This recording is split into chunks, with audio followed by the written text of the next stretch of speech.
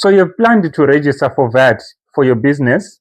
Main reason is because you want to look more professional, or maybe it's because you have been eyeing that tender that you have always wanted to apply for, and this VAT registration is going to validate it and make your business to win that tender. Stop right there. Before you register for VAT, please watch this video to the very end. For many South African businesses, registering for VAT does not come as a badge of honor as we might imagine, but it can be actually a weapon that is going to work as a cash flow trap that is going to take your business down. In this video, I'm going to talk about the higher cost that you can pay by registering for your business too early, the new tax legislation that has been introduced to us through the budget speech early this year, as well as when it is the right time for you to register your business for VAT. Please stay tuned and listen as I tackle these three things in this video.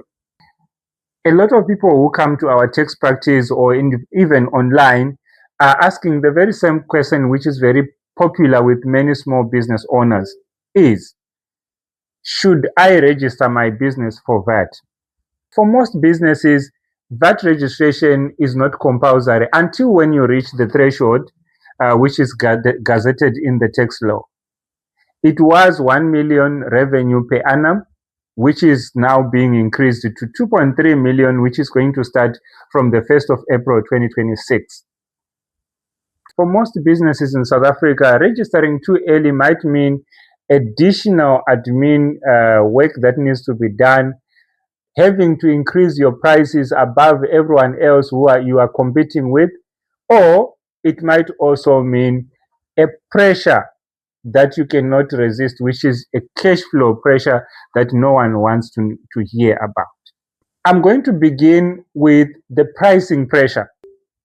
Because you have registered for VAT, now you have to start charging 15% on all the things that you are going to sell. If your clients are individuals and not corporates, which are VAT registered, what it means is for each and everything that you were selling in the market, you now have to add an additional 15% to the prices that you have been charging currently. Now, what does that mean to other people who choose not to register early? It means they are going to end up being more competitive and more cheaper than you are. That explains the reasons why barbers, freelancers, and other small service providers choose not to register for VAT early. Second one on our list is cash flow trap. How does VAT registration create a cash flow trap for your business? Well, if you have got payment terms, say 60 days with your clients, it means once you invoice today, you are going to wait for 60 days before you can get the payment. But because VAT is accounted for on an invoice basis, it means once you invoice your client, SARS might be requiring you to pay over the 15% that you have already earned from the client, even before it touches your bank account.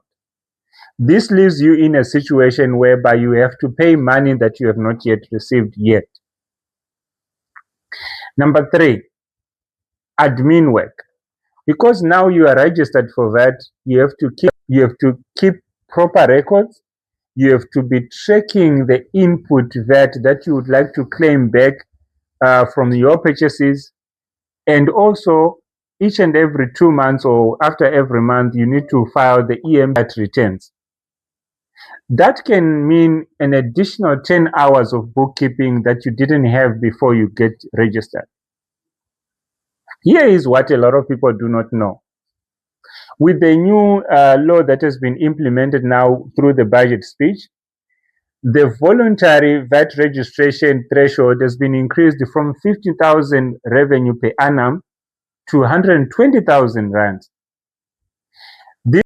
This means that if your business is not making a revenue of about 10,000 per month, even your voluntary registration might be declined by SARS because you are below the threshold. Now, here is the question that a lot of you have been waiting for. When is it the right time, or when does it make sense for me to register for VAT? Well, for you to answer that question, look at your clients.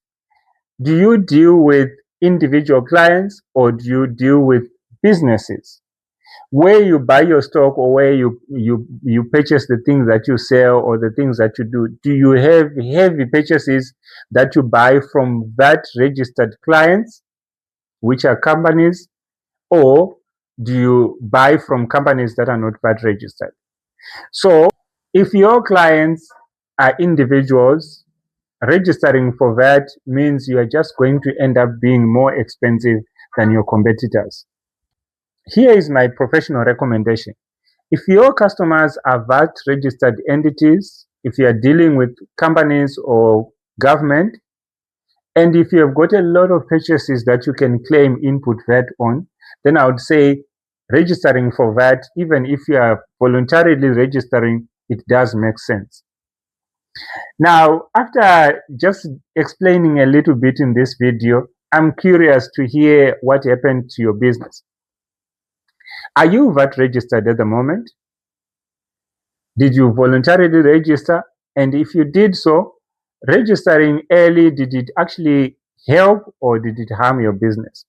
Please get in touch with us and engage with us on that matter, just for us to know how this information is affecting others.